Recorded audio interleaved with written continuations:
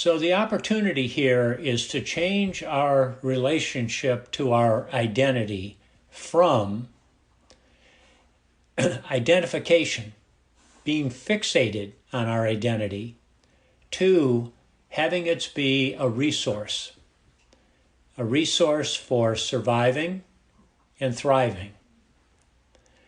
So when we talk about identification or fixation, this turns into attachment. We feel as if we just have to grab hold of that identity because that's all there is. Who would I be without my story, without my accomplishments, without my goals, without all the things that I own? Who would I be? And when we're in that place, then we're in a place that's vulnerable to suffering. The suffering that arises out of attachment to impermanence, to the reality of impermanence. Attachment in a world in which we have very little control, and there's a great deal of uncertainty. So the alternative is simply to have our story as a resource, a way of navigating life for surviving and thriving. So here's what we mean by surviving. This is about the basic biology that we have, these characteristics that we have for avoiding that which is harmful and approaching that which is beneficial. And we do this, as we mentioned the other day, largely on a reactive basis. It's either instinctual or it's habit. And this serves us very well. We don't need to be in the place of having to make a big decision every time we need to avoid that which is dangerous and approach that which is harmful. This is where the instincts and the habits serve us really well. We don't want to have to figure it out, rethink everything. Our lives would proceed at a snail's pace. Although on a sidebar, slowing down our lives might not be a bad thing either. But we won't do that today. So when we have avoid and approach as a resource, we use them skillfully, then we're in a good place. Versus when we are controlled by avoid and approach, when we're attached to it. Thriving is also in our biology, and these are our characteristics of inherent enoughness that have to do with awareness, self-regulation, and learning. And instead of this being reactive territory, these three characteristics we want to intentionally cultivate. We want to have an intention about how we cultivate our awareness, how we cultivate our self-regulation, and in particular, our learning.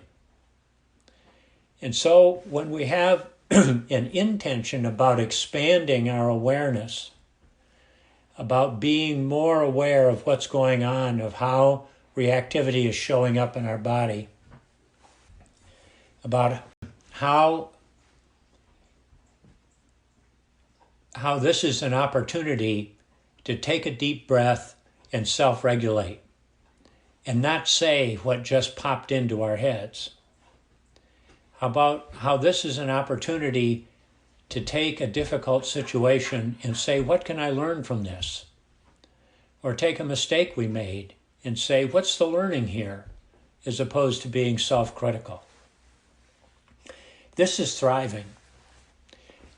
And where we put our attention to help us realize our intention can very much have to do with our meditation practice. And remembering that the power of meditation is in our ability to be aware of what we're noticing going on inside ourselves, noticing our thoughts, noticing our emotions, noticing the physical sensations as an observer, as the play-by-play announcer, as opposed to the color commentator who's constantly critical or overhyping. We're just observing. Oh, this is what's happening. This is how it is.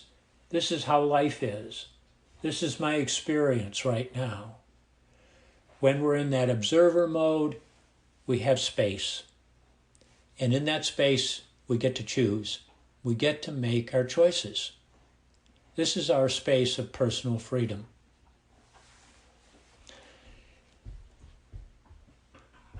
So when we're in this place where we are using our story, our identity, as a resource, one of the ways that we can do that is to ask ourselves, what is possible for ourselves? I sent the email the other day, and again yesterday, with the quote from the book Kay's been reading that uses this phrase about how we're inclined to funnel our immense complexity into a reductive profile. I'm smart. I'm well-to-do. I'm privileged. I'm jealous. All of those things are reductive profiles.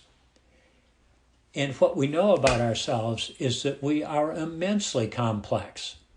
In fact, I suspect for most of us, as it often is for me, my own complexity, the complexity of human beings, is daunting. Maybe that's one of the reasons we try to reduce it to something really simple. But when we do that, we're missing out. We are hiding from ourselves. The alternative is to have an ever-evolving story that arises out of curiosity. So, you've heard me say before about what a big experience it was for me when, as a very, very undersized freshman in high school, I went out for the basketball team and didn't make it. And how that story evolved over the last 60-some years to being a mindfulness teacher. How do you get from being the undersized basketball player? That was my story then. My story now is I'm a mindfulness teacher and curious. And as I look back at my life, one of the things that I did, and I have to give my experience growing up to my parents and others an immense amount of credit here. When somebody asked me a critical question, I was willing to listen and to take a chance. My phys ed teacher says, I saw that you didn't make the basketball team. Do you think you might be interested in coming out for the wrestling team? My roommate says, even though I'm in a semi-relationship with another girl who I'd been dating in high school and kind of revived the relationship, he says to me, do you think you'd like a blind date with my girlfriend's roommate? I had enough sense to say yes. When my finance professor in my MBA program said, have you ever thought about getting a PhD? I said yes. When I saw an advertisement in the Wall Street Journal for an economist at a local bank, I pursued it. And when Jonathan Faust said to me, have you ever thought about being a mindfulness teacher? I was willing to say yes. I was curious. Curiosity, being open to possibilities. This is how our stories evolve. And the more our stories are evolving, the more they are in motion and dynamic, the less likely we are to be attached to them.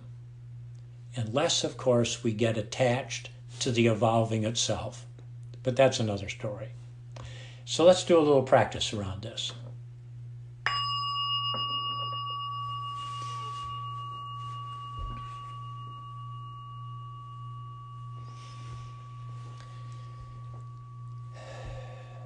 So taking those deep breaths as a way of gathering our attention in this moment.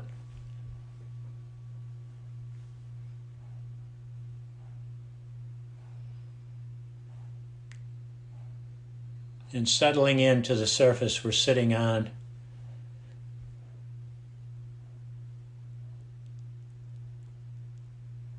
And doing whatever works for you to open to possibilities. Allowing yourself to be in an open place.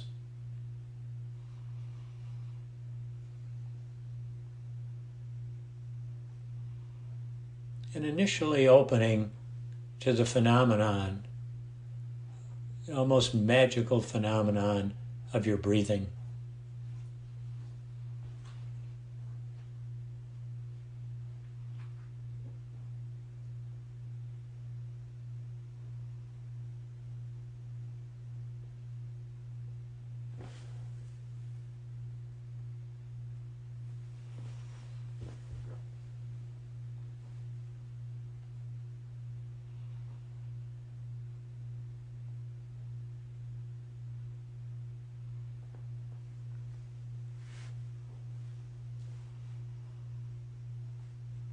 And shifting your attention away from your breathing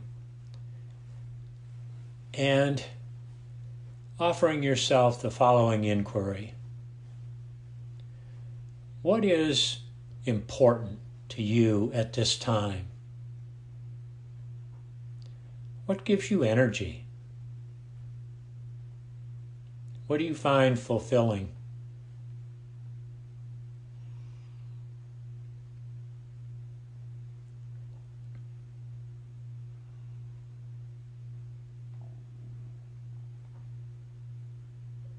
Particularly paying attention as different possibilities arise to the amount of energy that goes with each one.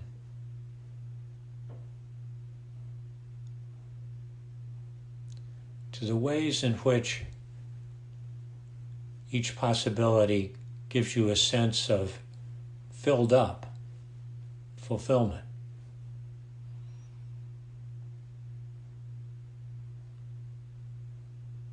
It doesn't have to be anything big. It doesn't have to be reinventing civilization.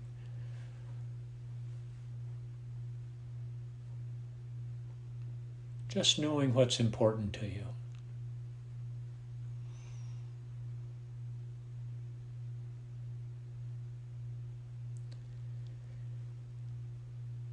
And now taking 3 deep breaths. Filling your lungs from the bottom all the way up to your shoulders. Long in-breath.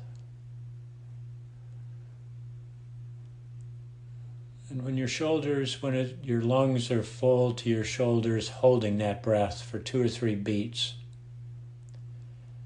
And a long, slow out-breath.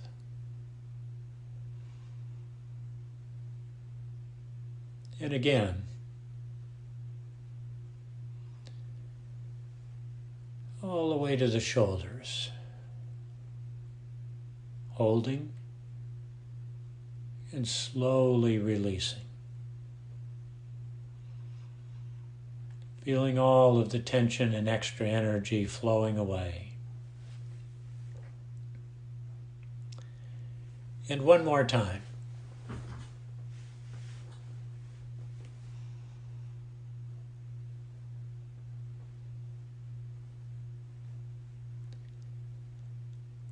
And resuming your normal breathing. And on each in-breath, feeling an expansion of your awareness of your physical being.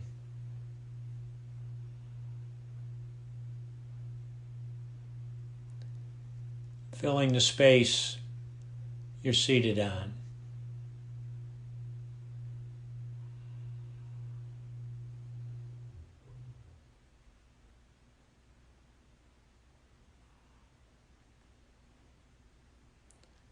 expanding your awareness to fill the room you're sitting in.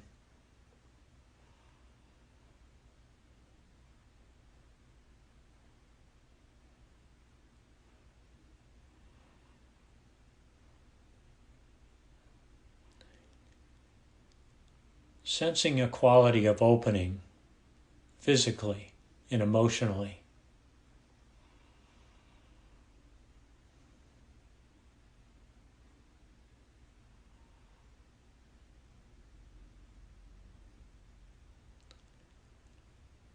Allowing for some curiosity as you inquire of yourself, how might what's most important to me lead to the evolving of my own story, my own identity? Being curious about what's most important to me might lead to the evolving of my own story.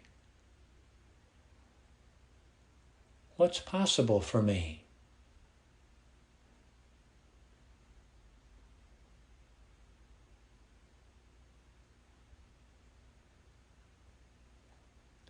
How might I learn more about what's possible for me? What might I investigate?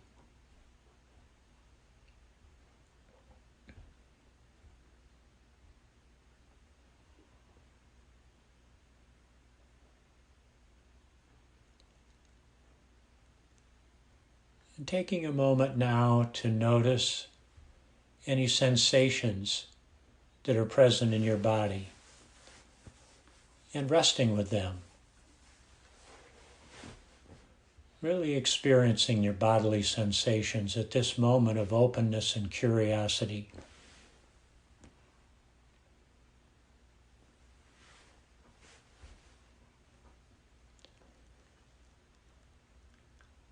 What intention might you form for evolving